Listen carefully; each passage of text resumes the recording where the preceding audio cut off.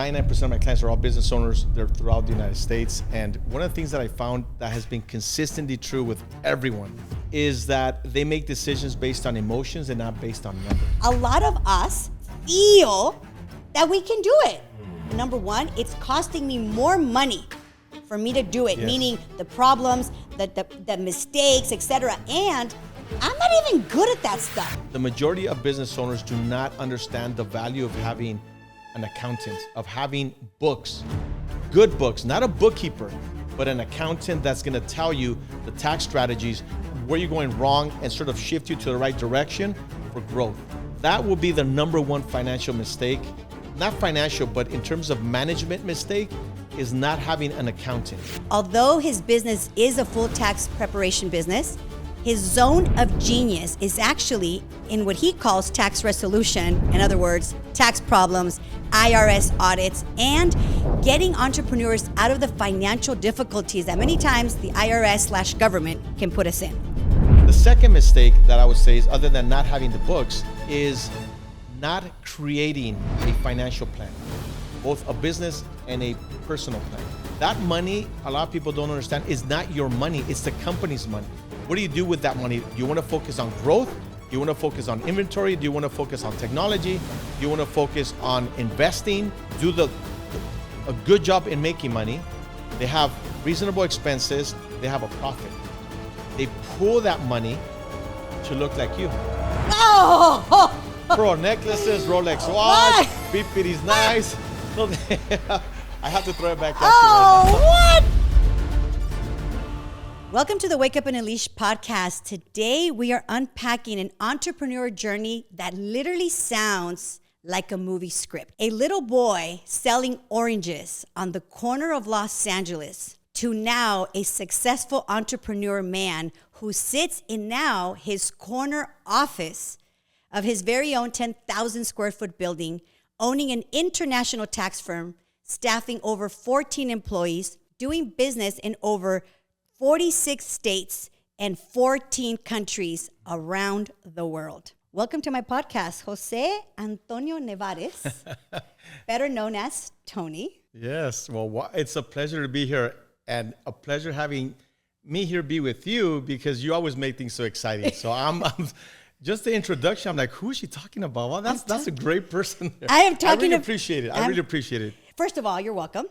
And you know, when I think of your entrepreneur journey, it really does sound like a movie. A little boy standing, selling oranges in Los Angeles. Well, that might sound like fun, but it was humiliating when you're a kid. You know, seeing your friends, their parents come in and to the bank and then see you selling oranges, it was pretty tough. But I'm going to tell you, that was probably the thing that made the person who I am now. So we're going to talk about that. So the little boy standing in the corners or outside of Bank of America. At 8 years old. At 8 years old, to now have sitting in the corner office of your very own building. You don't get there by luck, or you don't get there just because. Like, you had to have gone through a lot of what I want to call it a storm. That either A, most people would not survive, or if they did, they probably don't even want to talk about it. But today, we're going to have a real and raw conversation about what it's taken for you to build and have everything that you've had.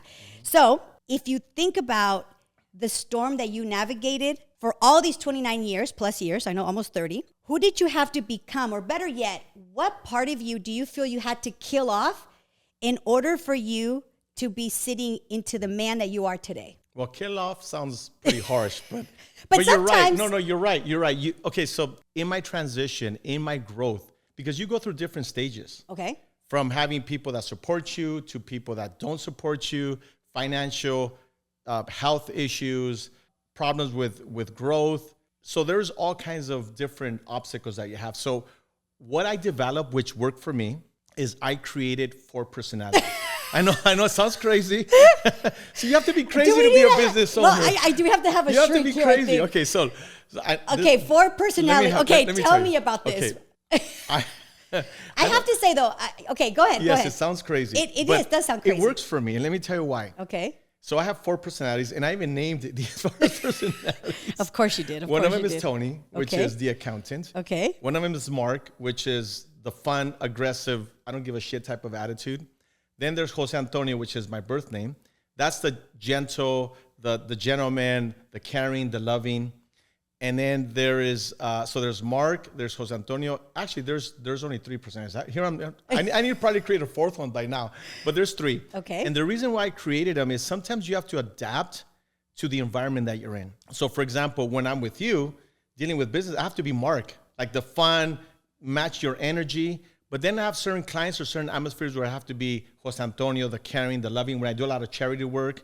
So to deal with the different stuff that life throws at you when you're a business owner, not only in your personal, but in your business life, you create these different personalities to adapt and to cope. It's a coping mechanism for me. At the end, it becomes like, geez, overwhelming sometimes because you have to know how to change your attitude, change for the environment. So I don't necessarily kill off, but there's some stuff that you do remove from your life when you're in business. And it's pretty tough. Once you're a business owner, you have to sort of also realize that you're also a human being and you're a family man and you're a dad and you're a son. You sort of create 2 types of personalities, and that's why I have like 3 different personalities.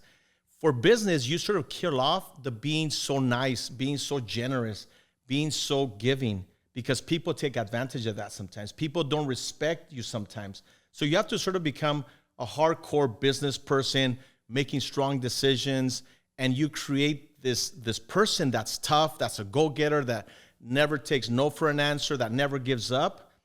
And then in your personal life, you have to create something that's totally different. Beyond. Is that something that you have learned along the ways? Because I know, I've had the privilege of knowing you since you really started.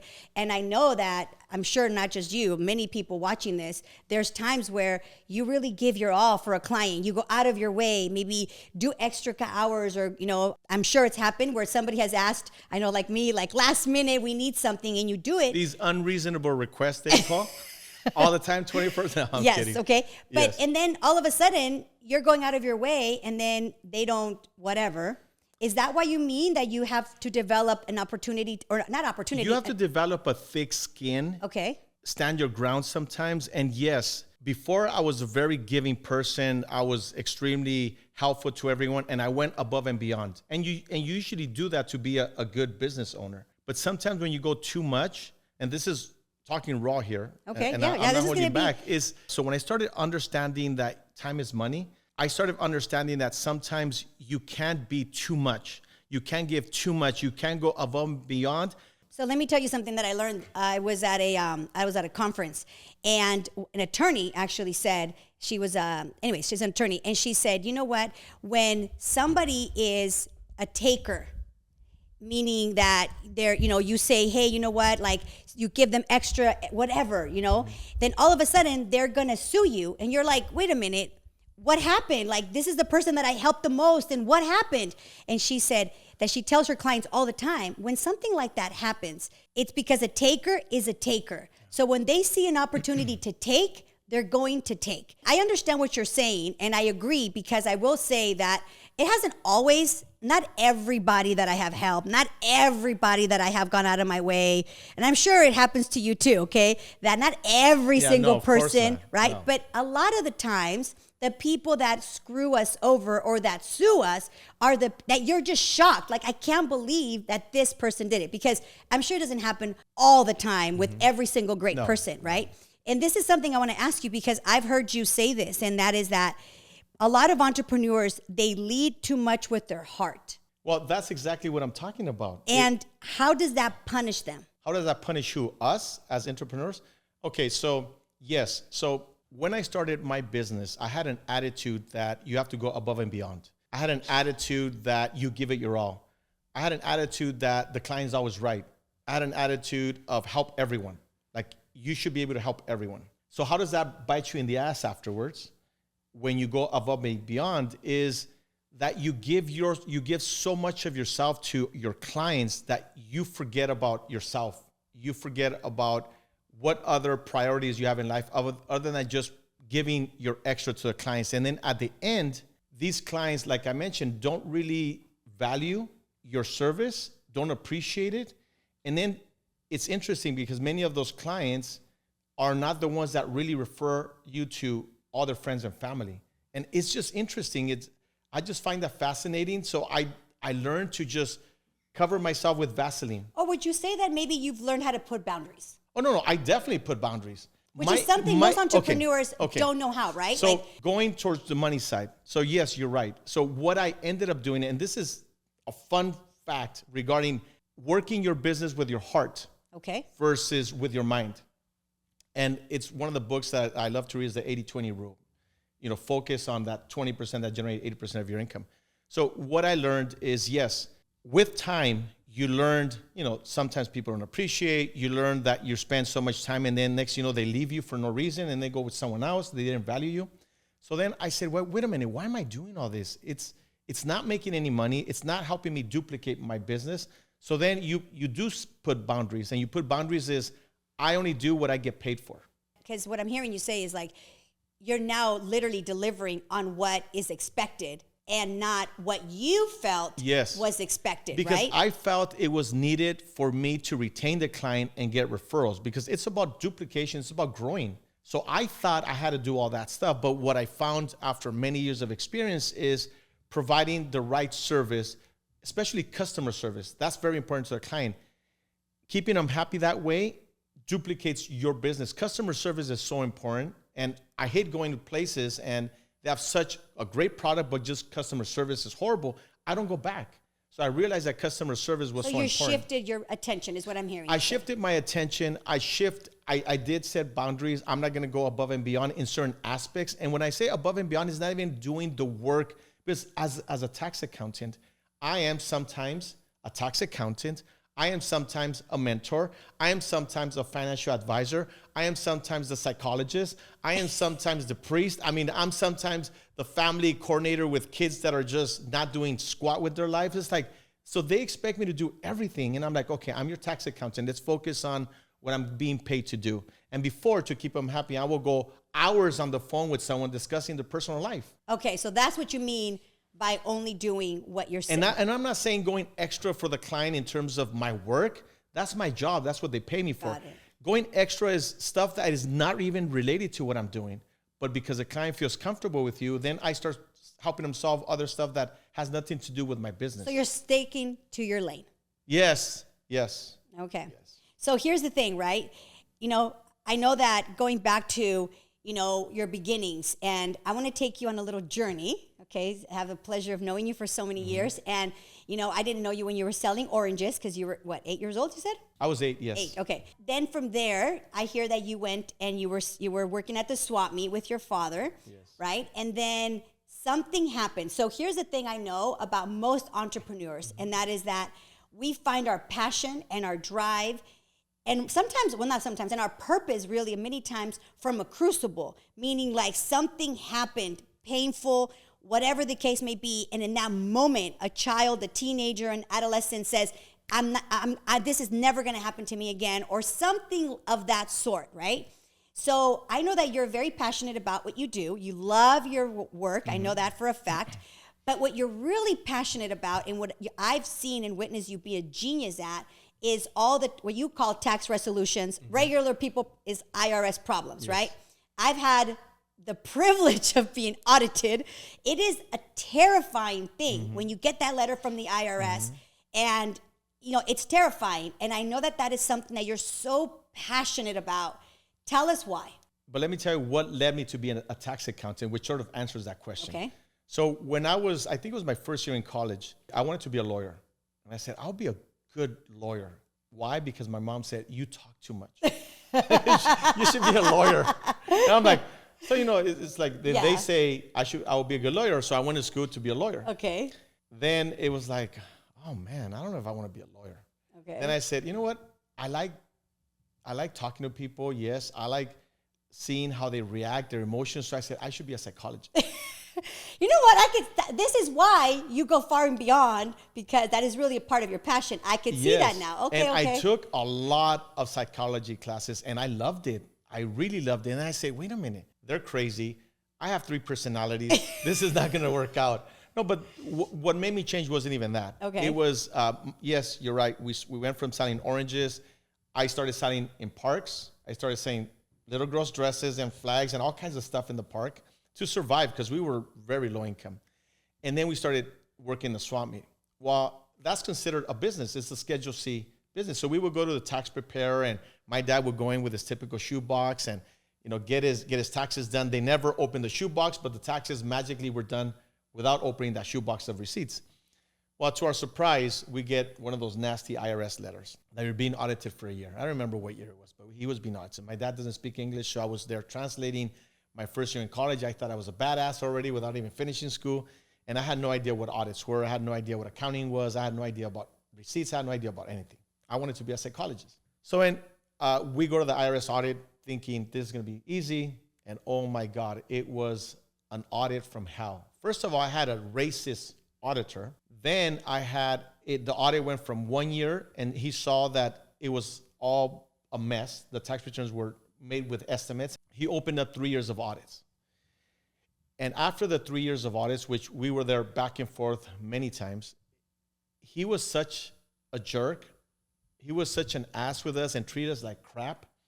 I remember going to my counselor and said, what do I have to do to be his boss? And actually, before the audit ended, I looked at the man, straight racist man, and I said, one day, and this is exactly what I said, one day I will be your boss, and I'm going to teach you how to be an auditor, to be kind and respectful.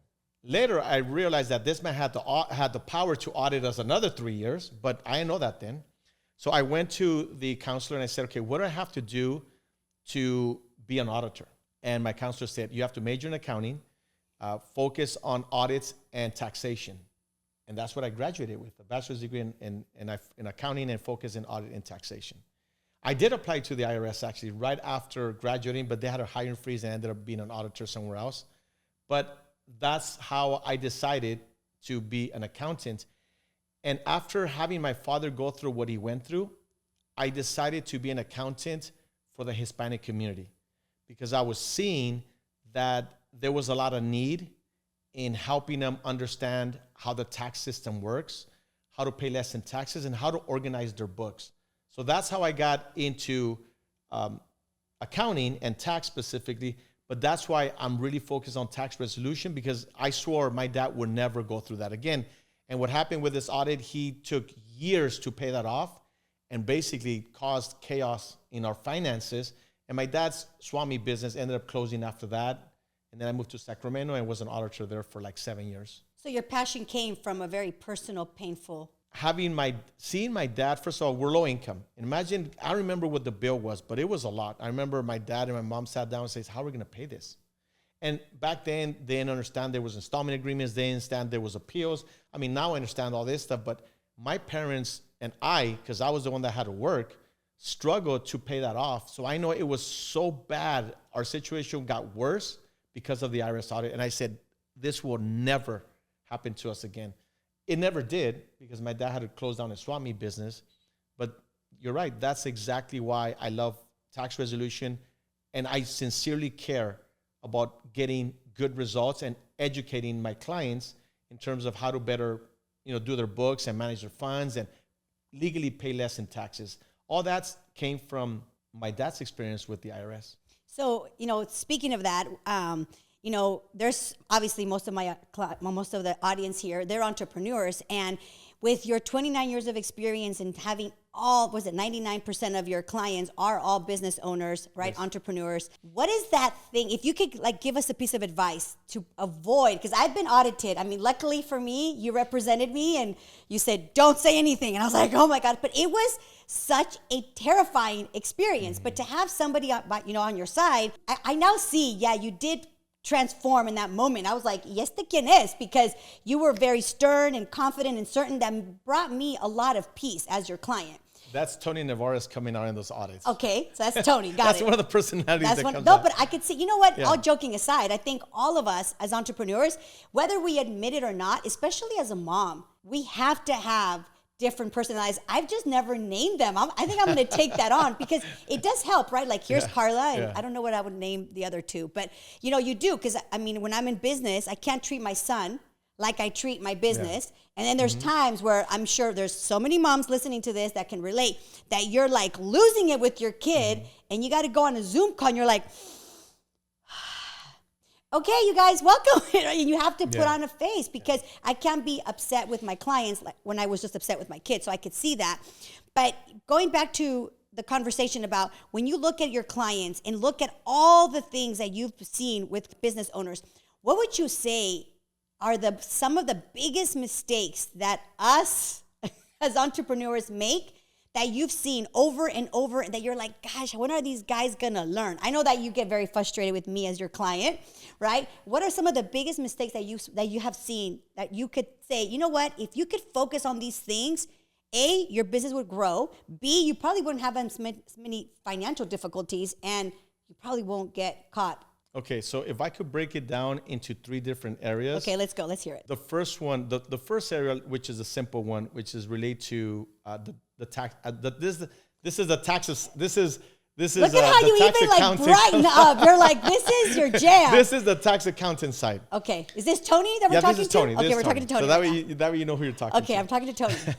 What I learned in dealing with like you said, 99% of my clients are all business owners. They're throughout the United States. And one of the things that I found that has been consistently true with everyone is that they make decisions based on emotions and not based on numbers. When you make those type of decisions, they're mostly going to be not so favorable in terms of your financial side. Like, give me an example. What does that look like? A very simple example is like, I've been working so hard, I need a car. Emotions is, I need an expensive, I deserve this car. I deserve this. I've had that attitude. I deserve this. I deserve that. It's going to make me look good. It's going to help my business. You know what we even do? We even rationalize it, right? Of course, you have to. Because this is going to help my business. You know it's a dumb decision, but you have to rationalize it by saying, I work hard. It's gonna help me stand out. It's going to help me bring business. And it's a tax write-off. It's a tax write-off. So, you know, there's always people with this, they always advertise these G-Wagons and so forth. Having a good accounting system, and the majority of business owners do not understand the value of having an accountant, of having books, good books, not a bookkeeper, but an accountant that's going to tell you the tax strategies, where you're going wrong, and sort of shift you to the right direction for growth. That will be the number one financial mistake, not financial, but in terms of management mistake, is not having an accountant. Okay, so I'm gonna jump in here really quick, okay? Because I was that person. You know, I remember, I went to USC. I studied business. I can do my own bookkeeping. And I remember you saying, Karla, let us do it. And I would be like, why am I going to pay you to enter? This is what I used to think. And I'm sure many entrepreneurs think this because I also coach entrepreneurs and I hear it all the time. I tell them now, you don't understand the value until you are put in a until you have a problem, right? I never understood the value of my bookkeeper, accountant, and I never understood the value of insurances until I was audited by the IRS. I'm like, oh my gosh, Tony, help me. And until I was sued. I was like, oh my gosh, where's my insurances, right? So I remember right when my business was growing, I couldn't, I didn't want to give you the money. So I was like, I'm going to do it. And I remember, I specifically remember getting, we were going through the numbers and you're like, Karla, it doesn't make sense. I'm like, yes, it does. And I had a story to everything. And then you said, okay, well, you owe, and it was like over $40-something thousand of taxes. And I was like, I remember I started crying. I don't know if you remember this. And you're like, well, according to your books, according to the numbers you gave me, you should have about $60,000 saved. And I was like, oh my God, I started crying. I'm like, he's like, what's wrong? I'm like, I don't have anything. Well, that leads me to the second hold up, okay? And it wasn't, but this is all sincere. Like, a lot of us feel that we can do it. But the reality is, what I have learned now, and I'm sure this is kind of what you're saying, is that number one, it's costing me more money for me to do it, meaning the problems, the mistakes, etc. And I'm not even good at that stuff, reality, right? And so sometimes, what do you say, having a poor man's mentality, right? This is something you always teach, is actually going to cost you more. And so I just want to say I was that person. Until I was audited, I never understood the value of paying to have all of that well taken care of. And I think the other reason is because a lot of times we don't see our business and we don't value it to protect it, right? It's true, because with books comes the tax strategies and tax planning. So it's not just entering numbers financial planning. No, that's what a lot of people don't understand. Bookkeeping is just not having someone who's in high school enter all the stuff into Excel or QuickBooks or whatever. It's what do you do with those numbers? And do they make sense, right? And let me tell you, everyone has a poor man's mentality when you're in business sometimes that think, hey, you know what? I could do this. And you know why they have a poor man's mentality? Why? Because they have no money. That leads me to the second point. What have I learned in the 29 years, or actually it's 30 years, but I'll let you say 29 years. Okay, the 29 years that, in the 30 years that I've been in business. The second part is just as important as the first one. So the first one dictates how you grow your business and how much money you have and the tax strategies needed to lower your tax bill so you can keep more of your money. The second mistake that I would say is, other than not having the books, is not creating or not having a financial plan, both a business and a personal plan, which means when you have a profit, that money, a lot of people don't understand, is not your money. It's the company's money. What do you do with that money? Do you want to focus on growth? Do you want to focus on inventory? Do you want to focus on technology? Do you want to focus on investing and making that money grow? Do you want to focus on having a very healthy retirement planning? Do you want? So there's different ways that you could approach it. The second mistake. I'm already overwhelmed. No, yeah. So the second part is this. Okay. Do a good job in making money. They have reasonable expenses. They have a profit. They pull that money to look like you. Wow. Pro necklaces, Rolex watch, PPD's nice. So I have to throw it back at you right now. What? So, okay, so what you're saying is that okay, now you got me all. Okay, listen. So okay. That's the problem, is that they don't take their profit seriously in terms of create a plan for growth, for financial stability. They use it as, let me look good because I'm representing a company, and they make the mistake of buying a big house, an expensive car, expensive jewelry, expensive shoes, expensive everything, and they're stealing from the business to show off a lifestyle that they can't afford. Yeah. And then their business can grow. So that's why don't they hire a coach? Why don't they hire a good accountant? Why don't they hire, or why don't they buy good equipment? It's not because they don't want to. It's because they spent it on materialistic stuff, and therefore they don't have the money, so they have to do it themselves. And then guess what? They're stuck, and they've been in this country, I mean, being a business owner for 10, 15, 20, 30, 40 years, and they don't even have $100,000 in the bank account. Like, how sad is that? But yet they have $7,000, $8,000, $10,000 watch. They have nice, fancy clothes, fancy sunglasses, Mercedes-Benz, a big house, nice furniture, but yet they're broke. And you see that everywhere. So what you're saying is, and by the way, I know you're just kidding. Yeah, I was just joking. That was Mark speaking, by the way. Okay. So what you're saying is, and I think this is something that a lot of, the audience can relate to and definitely be mindful about. And I understand. And here's the thing, I feel like I have to say this, and that is that a lot of the times, and I guess maybe this is my question for you, how did you change that mindset? Because I know that a lot of, especially people that come from nothing, and now they made something of themselves, and they never had luxury or never had anything, and now they have some money, and they want to give themselves that opportunity of feeling like they've arrived, right? But what you're saying is, okay, I mean, I guess I'm going to ask you in a second, like, how did you not fall into that trap, or did you? Okay. I did, actually. Oh, I did. Okay. I did. Okay, let's hear it. Unfortunately, I am stubborn. I have to admit that. And sometimes I have to learn the hard way. Now, with all this technology and YouTube and all these different platforms, you could learn from other people's mistakes. And I think that's the purpose of these podcasts. So let's talk about what mistakes that you make that you wish you didn't make. Knowing what you know now, how would you have done it differently? Oh my God, how many hours do we have? Because it's a lot. Okay, first mistake is I was that person who made money, and every single dollar was spent on my lifestyle. And I had 10 credit cards, all maxed out. I had no money. I was broke, and it was very frustrating. So I went through that lifestyle that I have to show off. I had a sports car. I was dressing very nice. I mean, it was just fun. But the reality was I was broke. And what was the moment that you said, like, how did you shift that? Like, if I'm here listening and I'm in those shoes, 10 credit cards, in a business that I've been in it for 10, 15, 20 years, and I don't see a way out of it. Like, what do I have to do to shift that mindset?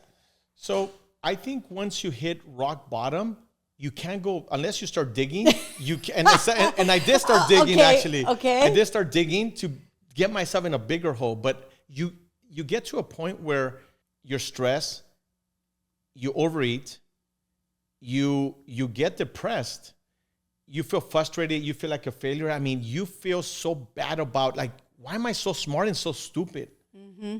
You have to get to a point where you're thinking enough is enough.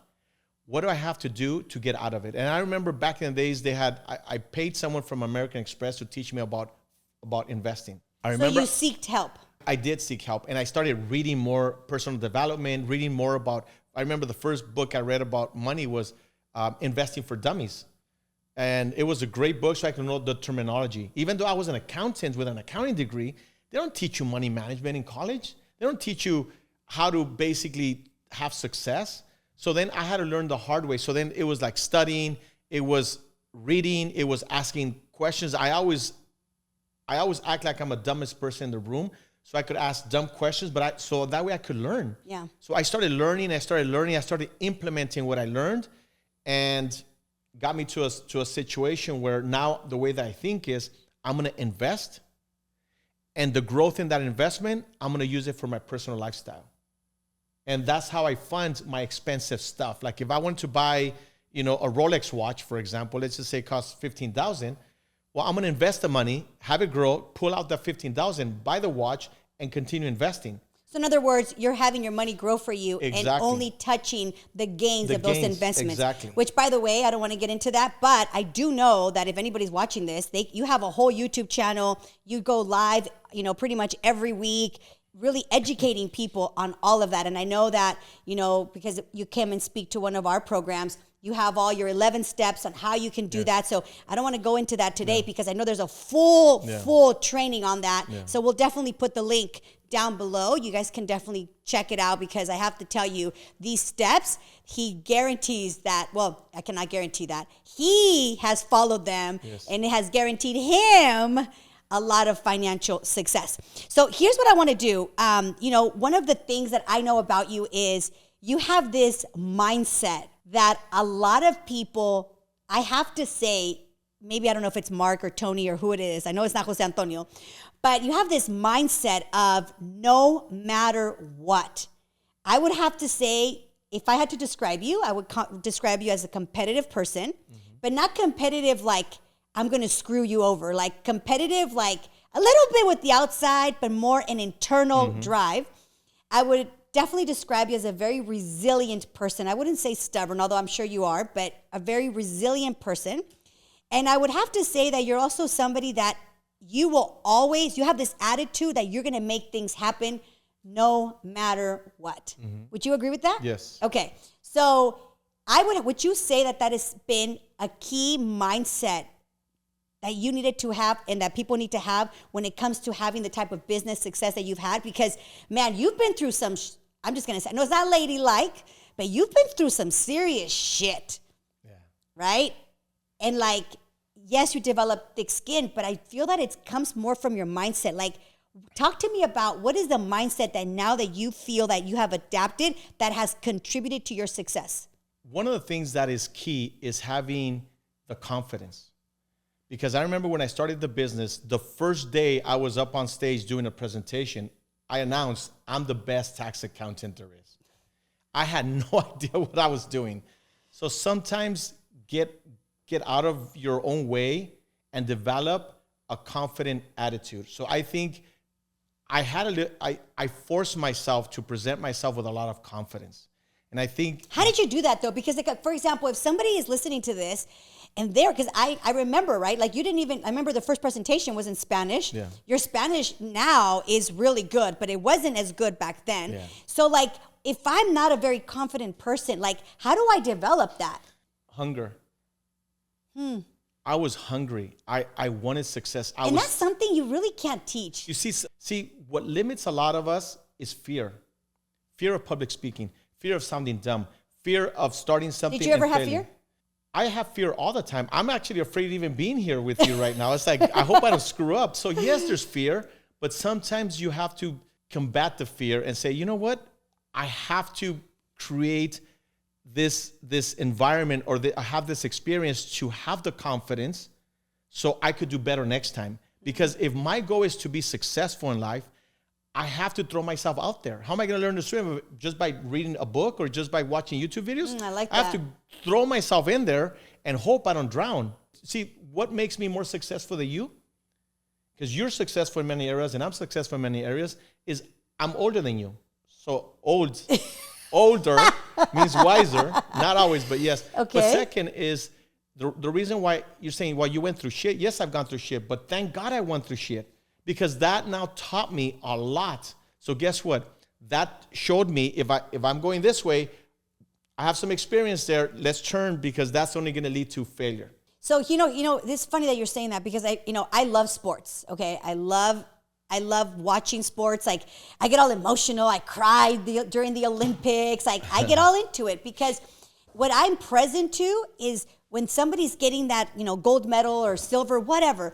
I am present to in that moment, like all that they had to go through, all the struggles, everything for that moment, right? And they have failed over and over and over again. And I feel like, as you know, most entrepreneurs, most businesses do not go farther than like few years. Like, they will shut down. Yeah.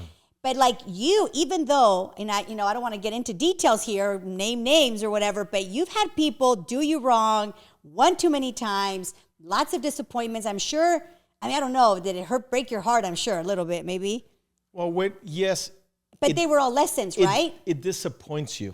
And so I guess what I'm trying to say is, as an entrepreneur, I don't know, I feel like I'm really strong, but I think of everything you've been through, and I don't know. I probably would have gone through it, but I don't think I would be, I don't know. I just feel like you've been, where did you get that? Like, you know what I'm saying? Like, you have this ability of, I almost feel like I know that you feel, but like almost like it's like this numb, like, I don't know. You know why you don't know? Because I'm a man.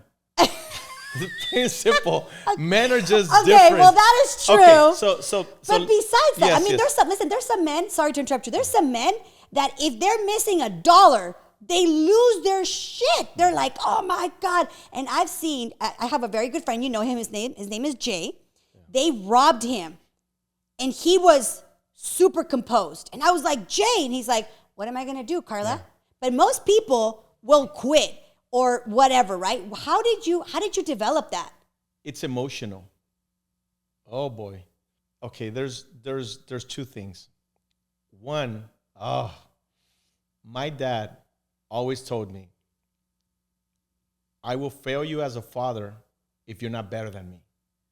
I couldn't give up. I could not pursue my dreams and my goals and disappoint my dad. Like, I wanted to be an example. I wanted him to say, I'm proud of you.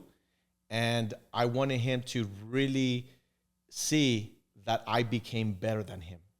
And I actually tell my kids the same thing. I failed you as a father if you're not better than me. The second part is, it really sucks being poor.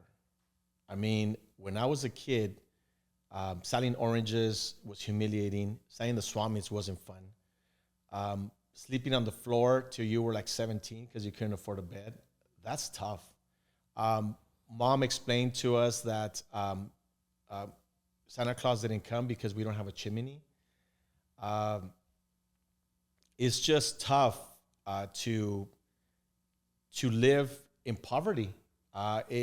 We always had food to eat. We always had shelter, but I didn't know what restaurants were. I didn't know what going to a mall was. I didn't know what even steakhouse even exists.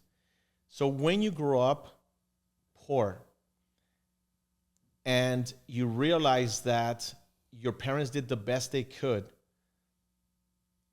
it's sort of like an obligation to become better. My dad always said, no matter what you do, never work for someone else. You have to be your own boss. So for me, I would say it's a combination of my past, combination of having great parents, combination of hustling since I was 8 and I've never stopped hustling. And then a combination of committed to being successful, committed to never be in a situation where I felt financially strapped. When you combine those things is what gives you the, I don't give a shit. I'm going to do it because that's how I'm built. But I'm built because my environment built that. So you're right. People that are really hungry, that are really determined is based on their past experiences. Yes, I've gone through shit, but I have to thank God that I went through so much shit. Thank God that I failed in life so much. Thank God that I lost a lot, because that made me better, stronger, smarter, more determined, and all my failures became a stepping stone for further success. I would have never imagined that I would be where I'm at now. But you're right. I'm not a quitter. I have to push myself, do whatever it takes to succeed. And yes, I'm competitive, but I'm competitive with myself. Mm-hmm. It's like, how can I become better today? How can I manage my time better? How can I manage my money better? How can I structure my business better? So I'm always improving to become better for myself. And also, when you're a parent, you have a responsibility to be an example for your kids. So then I have the 10 Nevarez commandments. You know, you will always have fun. You will never care what people think. So you create these commandments to teach your kids about time management, about self-respect, about having a voice, about never giving up, about financial stability. So I teach my kids. They've been filing taxes since they were 8 years old. At 8 years old, they filed their first taxes. At 8 years old, they had the first retirement account. At 8 years old, they had their first financial class. All my kids. You now are working towards creating your kids that are better than you. And that's because of my dad. So now I tell my kids, you will be better than me. And if you're not, I'll fail you as a father. So it just goes back to your upbringing. That's why, sometimes you're saying, well, you're born with it. Well, yes, I was born with it because I was born in poverty. I was born with not being able to sleep, not even know what it means to have a bed. And not even know, forget a bed, I even have privacy in a room. So, yes, I guess you were born with it. But the environment created that. And I think I'm blessed to have amazing parents. I'm blessed to have been raised in the hood. I'm blessed to be poor, to have been poor, because now I value money. I work hard and I'm smart with my money. I'm blessed to have had gone through like what you call shit, because that's what made me better. That's what made me stronger, smarter. And now I have an attitude where you're like, why you're so cold? Because I don't give a shit. I really don't. Something goes bad, well, let's find a way to fix it. If I can't fix it, move on. Now someone's suing you again. Oh, well, it is what it is. What am I going to do? So that's just life. It's just, you have to grab the bull by the horns and just move forward. You can't be a coward and say, I'm going to give up. If that was the case, man, I would have given up a long time ago. Yeah. Many times. I honestly, there's been times where I'm like, oh my God, I'm so tired. Like, I haven't had any growth. I don't want to make money. This is ridiculous. But I move forward. So, okay, well, yeah, I never thought about it like that. Yeah. So, you mean your environment? Yeah, like I've never thought, well, because here's the thing, right? There's like a couple of things that I always say is that it matters who you have around you, right? It matters who is in your ear. It matters who's in your corner. But I've always thought of it like, because they're going to lift you. They're going to push you, right? Like I'm very, very selective on who I have around me. I'm very selective, but that's now as an adult, but I never really thought about it like, hey, you know what? You could take a look at your past and, like Tony Robbins says, a lot of people only look at the bad things and, only focus on that, but there's blessings in everything, right? And so you just gave me a new way of looking at it. So, yeah. Okay, I like that. So here's the thing I want to ask you as we're starting to land this plane, and that is all these ways of you thinking. So one of the things I really want people to get from this podcast is you build a really big business, and now I understand it's your hunger, it was your drive, that it's really your attitude is really what it comes down to. Like you were like, I'm going to go for it no matter what.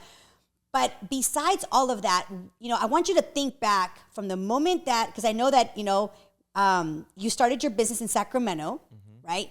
And one of the things I know about you is that you're very resourceful.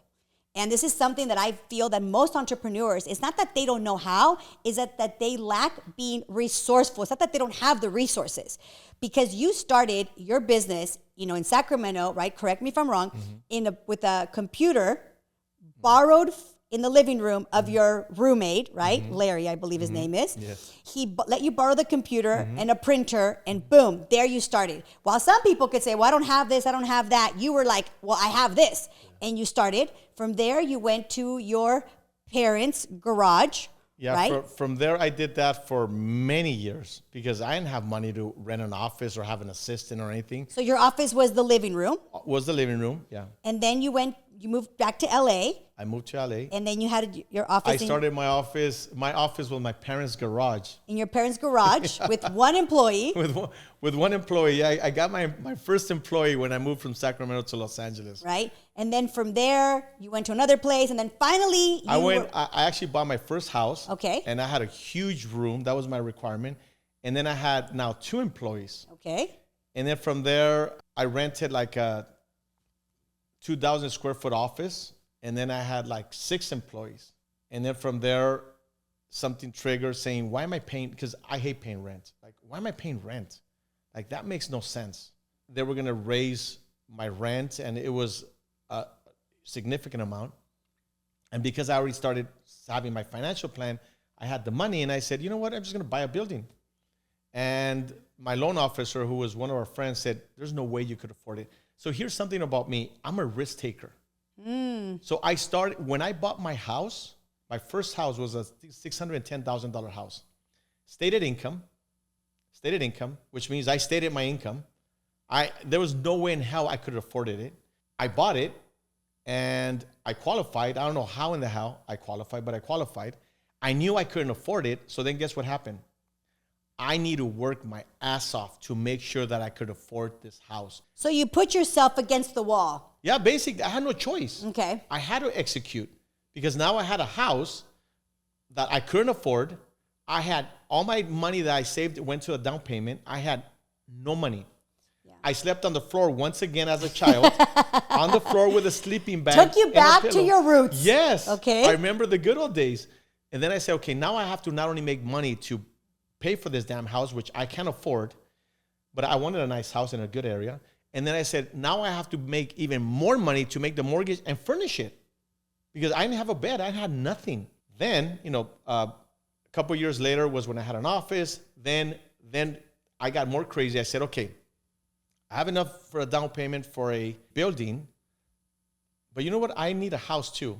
So the same year, I got a $2 million loan and buy myself a building and then another $1 million loan to buy another house. Did I have money to pay for both?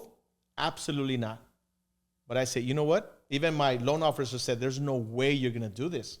I do not quit and I do not fail. So you're putting yourself against the wall, right? Yeah. Putting yourself against the wall. So then you went to, you got your building, right? And here you are now, how many 13 years later. 13 years later with this building. If you could go back and see like everything that you've had to go through, is there anything that you wish that you would undo or that you would do differently?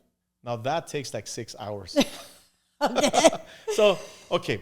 Specifically with my business, I want to talk about business, yes. Right? Not my personal, not my finances. Talk about business. Hire the right staff for the right position. Stop being so nice. When you have a bad apple, get rid of it right away, even though it breaks your heart. Really understand the 80-20 rule because not everyone's meant to be your client. And I did the mistake of opening the doors thinking everyone should be my client who's a business owner. That's not the case.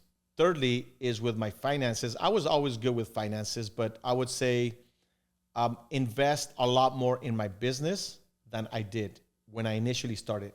I think I should have done a better job with that. There's a lot of stuff that you learn, throughout the years, but I think if you're a business that has staff, is having the right person in the right position is key. Yeah. Later, I learned the importance of delegation, of not being controlling, of letting go. That took many years for me to get through that stage.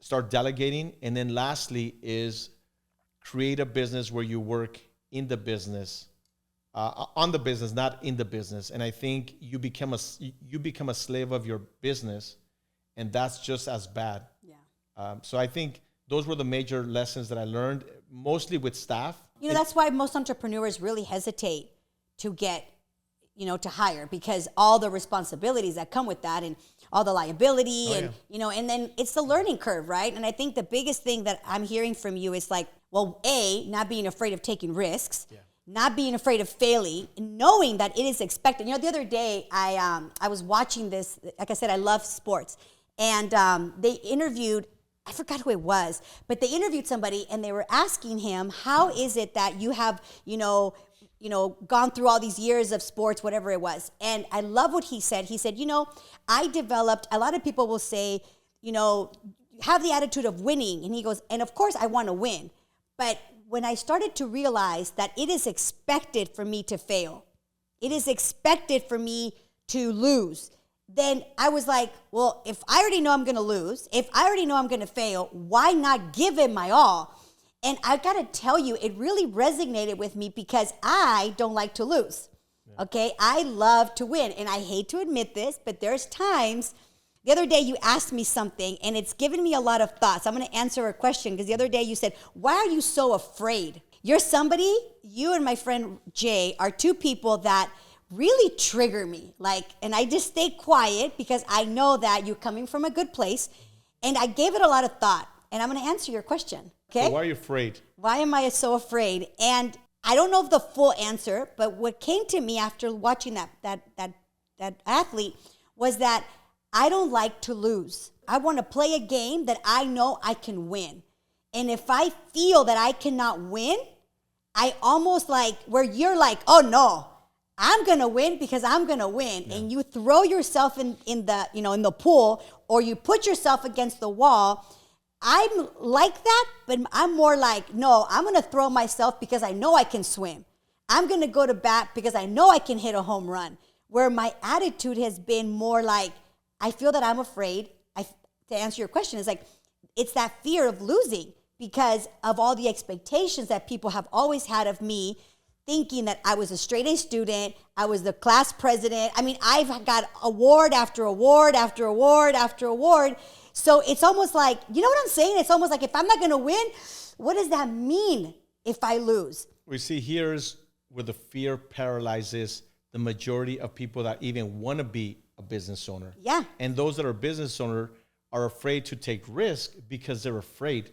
You don't think I was afraid to lose all the money that I invested as a business owner and saved to put it as a down payment on a building that I knew I couldn't afford? So here's the thing. I feel that I'm a big time risk taker. I don't shy away from investing. I know you always say, I can't believe. I don't shy away from that. I'm like, I'm going to figure it out. But I didn't realize that there's parts of me, and I'm sure there's parts of a lot of people watching, that we must develop that, you know what? I'm going to lose, and who cares? I'm going to go for it no matter what, with expecting that you might lose, you might fail, not you might, that you will lose, that you will fail. But if you don't give up, at the end, we're going to win. So let me correct you in your way of thinking. Okay, let's hear it. This is Mark being Okay, let's hear it. This is my accountant, Mark, speaking. Okay, this is Mark speaking. You're not losing. You're saying, I'm going to lose, I'm going to lose, I'm going to lose. Well, it's because I was watching a sports guy talking, right? And so when you're even with sports, you don't lose. Yes, you lose the game. Yes. But you gain a lot more. Even, honestly, my best results or the best learnings that I've received is when I lose, as you call lose. When I fail is when I grow the most. Yeah. Like the stock market, when I lost half of the money, and that's losing half of your money. Well, it's not losing because I didn't cash it, but then don't be afraid. You didn't quit. Leave it there. Yeah. Add more to it, and then bam, everything comes back, and you're a lot richer than you were before. Well, I guess what I'm trying to say is, it's not that like people are listening. It's not that I'm saying, oh, don't take a chance if you're going to lose. It was in the context of a sport. You're going to lose a game. And you're going to learn, right? Yeah. We're going to complete this podcast with some key questions. Okay. Okay. And you see that this isn't fair because I know what you were going to ask me okay, at well, all. this is part of the life experiences. Okay, See, stop being afraid. Just stop do it. being afraid. Just do it. Okay, there's going to be times and things in your life that you are fearless. Like with me, put a camera on. Like I'm no fear. Right? Mm-hmm. But there's other areas in my life that I'm like, oh my gosh. And with you, there's the same thing. So that's a lesson. Like everybody has their skills and you're doing great. Okay, here we go. You ready? All right. Okay. Ready. And I want you to tell me why you're choosing these things. Okay. On the first question. Now I know you're a big reader. Mm-hmm. Okay. And that's part of your winning formula. So one of the things I teach my clients is you got to have what is your winning formula? When I go to your office, there's like books everywhere. Okay. Mm-hmm. So if you could choose a few books that have changed your business and your mindset, what are they and like why? Okay, I knew you were going to ask something about books, so can I get my phone real quick? Oh, you're kidding me. I wrote down some books. Okay, let's hear it. Well, anyways, okay, so right off the bat, The Law of Success. What did that book teach you? That teaches you everything. Okay. Money managing, strategic way of thinking. I mean, that's a complete book every business owner has to read it. And it's a thick book, so it's not easy to read. The Law of Success by Napoleon Hill. The second one is The Power of Focus. Okay. I would have to say that The Power of Focus taught me how to create goals, how to establish them, how to monitor them, and how to reach them. Okay. Because for me, the way that when because you have ADHD, right? Like yes, you're like I do actually, really bad. I think you know what I have to say. I think all entrepreneurs have it. It is our superpower. Yeah, I'm surprised that I haven't started fidgeting and moving and trying to get out of here already. But the Power of Focus, that one had a great impact because I work with daily, monthly, quarterly, yearly. Yeah, you're a big goal setter, right? I'm a big goal setter, and I even have a big old plaque in my office. Is you always dream big because the worst that could happen is you don't reach the goal, but you never dream small because the worst that could happen is you accomplish that dream. I like that. So then I always dream big and I focus on reaching those goals. And that book was amazing for me. The other one, let's see, the other one was this one. This was a crazy book, but The 48 Laws of Power. That one is, a lot of people think it's sort of manipulative, but it's the way that you create your power to get what you want. And I'll give you an example. I remember one time I wanted to get a certain number of clients in a certain demographic. I went there uninvited. I got myself in there. I paid everyone's bill. And I ended up getting 80% of those people as clients just for doing that. And that's something you learn in the 48 Laws of Power. So it's a really great book. The other one is the 80-20 rule. I don't know what's the title, but it's called 80-20 rule. And it's important because for me, that's what taught me on what to focus on, because I was the type that would focus on everything. Well, that taught me, hey, focus on that 20% that generate the 80% of your income. The last one would be the E-Myth, and that every business owner has to read. Absolutely. And that one is because it focuses on learn to work on your business, not necessarily just in your business. And I think that one opened my mind to letting go of some responsibilities, letting go of some work so I could start strategizing and building the business. I know how passionate you are about tax resolutions. Mm-hmm. Somebody listening to this, what's one thing that everything that you have been through with the audits, which by the way, one of the biggest stories that I have heard from you is how there was an individual that owed like $500,000, something like that, right? Went through all these different people, did all these things, attorneys and all this stuff. How many years had he already been fighting the IRS? A year and a half. A year and a half. Came to you, and as a good challenge, you took it on. Yeah. Oh yeah, right? What was the result of that? They ended up paying $28,000. From $500,000 to $28,000. My hat goes off to you. What's one thing, knowing how much you've battled the IRS, that you would never do when it comes to the IRS? It goes back to you doing your own accounting. I think that as business owners, because we're so focused sometimes when you don't have a financial plan, a business plan, you tend to focus on yourself, which means that your lifestyle and so forth, that you don't focus on what's important, which is your business. Like you mentioned earlier, having a good financial advisor, a good insurance agent. So what's something you would not do? So one thing that I would not do with the IRS is representing yourself. That's the worst thing you could do, because the IRS is trained to ask you questions, and by you answering them, you could put yourself in trouble. A bigger That's why you told problem. me, listen, don't speak. Yeah, so exactly. Okay. Because of that, because the IRS is trained to ask specific questions. And if you try to represent yourself, you're only making it worse. And then when you hire someone like me, now I have to deal with your responses that I wish you would have never responded that way, and try to cover up the mistakes that you did. So it makes my job a little bit more challenging. Yeah.